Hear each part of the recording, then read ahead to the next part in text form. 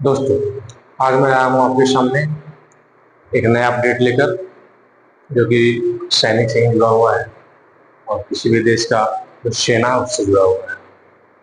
दुनिया में तो युद्ध शुरू हुआ था रूस यूक्रेन से। वहीं से दुनिया दो ध्रुवों में बंटना शुरू हुआ। उसके बाद युद्ध आया भारत और पाकिस्तान के बीच ऑपरेशन सिंदूर के नाम से। उसके बाद आपका यूक्रेन और हमास के बीच जो युद्ध शुरू हुआ वो यूक्रेन और ईरान और सीरिया, कहें तो मिडिल ईस्ट में पूरा छाया हुआ है। उसके बाद अभी एक नया वैसे दो देशों के बीच शुरू हुआ है जो बौद्ध धर्म को मानने वाले लोग हैं, शांति को मानने वाले लोग हैं। उन दो देशों के बीच में युद्ध शुरू हो गया है। और कहें तो भारत के बिल्कुल नजदीक में क्या कहें, भारत का एक जो अंग हुआ करता था। जब हम बात करते हैं भारत, अखंड भारत की, तो जब अखंड भारत हुआ करता था उस समय दो देश है। पहला है आपका कंबोडिया कंबोडिया और दूसरा है थाईलैंड। और ये है इनका बॉर्डर। ध्यान देते गौर कीजिएगा, ये इनका है बॉर्डर। तो यही बॉर्डर पे अभी युद्ध शुरू हो चुका है। अब मैं आगे बताऊंगा कि युद्ध क्यों शुरू हुआ। किसी भी युद्ध शुरू होने का दो कारण होता है, एक तात्कालिक कारण जो भी जस्ट हुआ है, और एक होता है जो पूर्व विवाद, पहले से क्या विवाद चल रहा है, और तीसरा होता है कि वो युद्ध जो दो देशों को बीच चल रहा है उसके पीछे कौन से लोग हैं। तो ये तीन कारण है, आज मैं तीनों कारण बताऊंगा। लेकिन उससे पहले मैं ज्योग्राफिकल कंडीशन पे आता हूँ कि किस क्षेत्र में ये युद्ध हो रहा है। तो किस क्षेत्र में ये युद्ध हो रहा है वो आपको समझ में आएगा यहाँ से। ये देखिए आपका वर्ल्ड मैप है। वर्ल्ड मैप यहाँ से शुरू होता है। ये आपका देखिए इंडिया, ये जो पार्ट आपको दिख रहा है वेस्ट बंगाल इंडिया का, मेघालय, नागालैंड, मणिपुर, त्रिपुरा, और उसके जस्ट नीचे म्यांमार, बर्मा। यहाँ भी अस्थिरता है, यहाँ भी कब युद्ध छिड़ जाए, हालांकि गृह युद्ध चल रहा है, लेकिन एक युद्ध में कब परिवर्तन हो जाए ये देखना शेष है। उसके जस्ट नीचे आते हैं तो आपको मिलेगा थाईलैंड, और ये है कंबोडिया। तो यही दो देशों के बीच युद्ध शुरू हो चुका है। जब अखंड भारत हुआ करता था तो ये पूरा Myanmar, Thailand, Cambodia, Vietnam, Laos, Harni, जो भी मलेशिया, सिंगापुर, जो भी कंट्री यहाँ पे हैं वो सभी भारत के अंग हुआ करते थे। तो ऐसा हम माने कि भारत के ही क्षेत्र में ये युद्ध शुरू हुआ है। तो आपको आवश्यक हो जाता है जानना ये क्यों शुरू हुआ और इसके पीछे कौन से लोग हैं। तो मैं शुरू करता हूँ। आप लोगों ने जो ज्योग्राफिकल समझ लिया है, नहीं समझा तो एक और इमेज है मेरे पास, उससे मैं समझाने की कोशिश करता हूँ। ये देखिए है आपका, एक मिनट इसको थोड़ा सा, हाँ ये देखिए आपका भारत है यहाँ पे। ये म्यांमार हो गया, ये थाईलैंड हो गया, यहाँ तक जो भी क्षेत्र है ये कंबोडिया है, ये वियतनाम है। तो यहाँ यहाँ तक पहले अखंड भारत हुआ करता था। यहाँ से अफगानिस्तान से शुरू होकर ये जो पूरा एरिया था ये अखंड भारत हुआ करता था, तिब्बत लेकर। ये तो जब से अंग्रेजों ने दुनिया घूमना शुरू किया, एक दूसरे को तोड़ना शुरू किया, तब से हमारा देश टूटते गया और आज हम इस स्थिति में पहुंच चुके हैं। ये हमारा भारत है। तो अब आप समझ गए होंगे किस क्षेत्र में शुरू हुआ है। कहें तो भारत का एक अंग है जहां युद्ध शुरू हुआ है।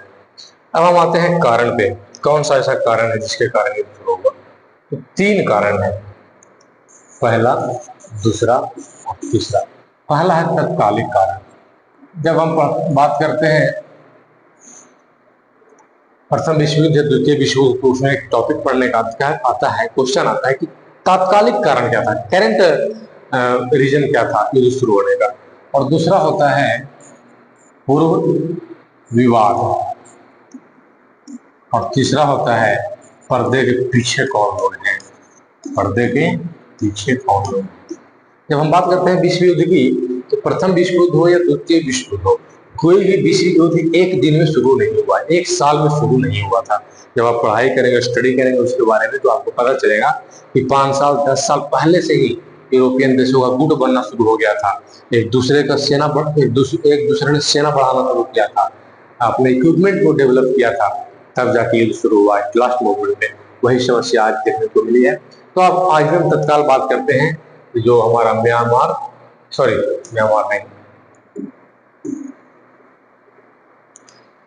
नहीं, थाईलैंड और जो कंबोडिया के बीच जो कॉन्फ्लिक्ट शुरू हुआ है, युद्ध शुरू हुआ है, उसके बारे में। तात्कालिक कारण क्या है? तो तात्कालिक कारण है कि अभी चल रहा है महीना कौन सा हमारा, जुलाई। तो मई के महीने में क्या हुआ था कि जो कंबोडिया का सैनिक है, कंबोडिया के एक सैनिक को यहाँ पे, एक जैसे यहाँ पे 3 देशों का बॉर्डर लगता है, यहाँ पे मतलब मृत्यु हो गया था, मार दिया गया था। तो उस समय कंबोडिया ने इसे डिप्लोमेटिक तरीके से, यानी कि कहें तो शांतिपूर्ण तरीके से इस विवाद को समाप्त किया था। लेकिन अभी मई के बाद जून और जून के बाद जुलाई आया है। जुलाई में यानी बुधवार को क्या हुआ कि एक थाईलैंड का जो सोल्जर था, इसका पैर चला गया लैंड माइन्स पे, और लैंड माइन पे जाने से उसका पैर उड़ गया, उसकी मृत्यु हो गई। तो थाईलैंड का कहना है कि कंबोडिया ने हमारे क्षेत्र में आकर लैंड माइन्स बिछाया, जिससे हमारे सैनिक की मृत्यु हो गई। अब देखिए यहाँ पे क्या होता है, एक सैनिक इधर से भी मरा, एक सैनिक कंबोडिया का मरा, एक सैनिक थाईलैंड का मरा। तो जब कंबोडिया का सैनिक मरा तो कुछ नहीं हुआ, शांतिपूर्ण तरीके से हो गया। थाईलैंड का जब सैनिक मरा तो युद्ध फिर शुरू हो गया।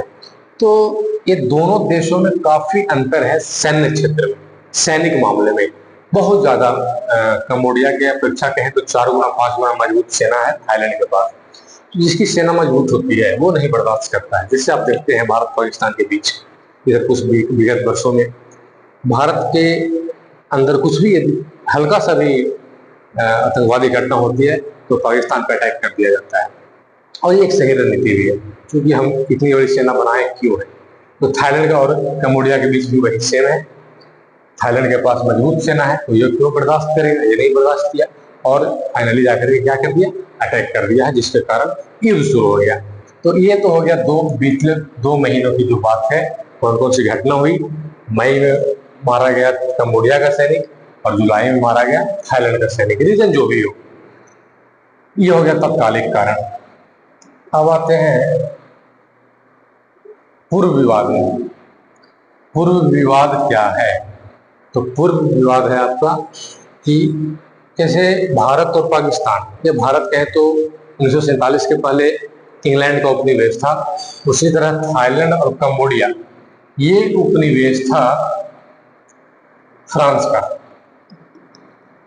या कहें तो फ्रांसीसी कंपनी का।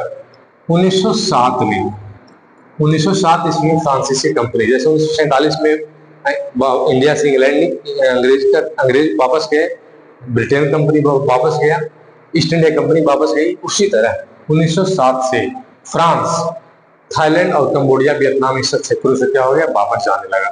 तो जो भी यूरोपियन कंट्री उपनिवेश को छोड़कर वापस गए हैं, वहां कोई ना कोई विवाद छोड़ के गए हैं कि आप हमारे पीछे मत आओ, आप लोग आपस में उलझे रहो। जैसे भारत पाकिस्तान के बीच सीमा विवाद है, उसी तरह थाईलैंड और कंबोडिया के बीच भी सीमा विवाद है, वो मैं आपको समझाता हूँ। तो ये 1907 से ही चलता आ रहा है, बीच बीच में कई एक बार यहाँ पे विवाद हुआ है, लेकिन ऐसी नौबत पहली बार आई है कि fighter jet, rocket launcher, drone से अटैक किया जा रहा है as a full war, complete war, पूर्ण रूप से युद्ध शुरू हो चुका है। अब यहाँ पे हम आते हैं तीसरे मुद्दे पे कि पर्दे के पीछे कौन है। तो पर्दे के पीछे मैं आपको समझाता हूँ। पर्दे के पीछे देखिए, यहाँ पे फिर से आइएगा मैप पे, एक जो थाईलैंड है इसे सपोर्ट है यूएसए, या कहें तो वेस्ट। वेस्ट कहने का मतलब होता है यूरोपियन कंट्री और यूनाइटेड स्टेट ऑफ अमेरिका। और कंबोडिया जो है वो किसके पाले में है? तो कंबोडिया है रशिया और चाइना, कहें तो बेसिकली एशियन कंट्री, जो दुनिया भी 2 ध्रुवों में बढ़ती हुई दिख रही है। तो एक है हमारा ये ध्रुव और दूसरा है ये ध्रुव। तो यहाँ पे 2 छोटे छोटे देश जरूर हैं, ऐसा नहीं कि ऐसा विवाद पहला बार हुआ है, एक बार इनके बीच में विवाद हुआ है, लेकिन नौबत युद्ध की इस अभी क्यों आई, जब से ट्रम्प साहब हमारे प्रेसिडेंट बने हैं अमेरिका के, तब से ही ऐसा क्यों हुआ, अभी क्यों हुआ? तो उसके पीछे ये कारण है, आप इसे समझ सकते हैं यदि आपका इंटरेस्ट वर्ल्ड ज्योग्राफी में है। ये थाईलैंड जो है इसको सपोर्ट है यूएसए का और वेस्ट का, और यही कारण है कि इसका जो सैनिक है वो मजबूत है, सैन्य ताकत मजबूत है कंबोडिया की अपेक्षा। और कंबोडिया किसके पाले में है? जो चाइना, चीन के पाले में है। तो यहाँ पे पीछे दो बड़े बड़े देश हैं, लेकिन युद्ध कंबोडिया और थाईलैंड के बीच में चल रही है। तो आप समझ गए होंगे। जैसे ही इस युद्ध या इस कॉन्फ्लिक्ट पे कोई भी अपडेट आती है, मैं आपको तुरंत सूचना दूंगा। तब तक के लिए जय हिंद।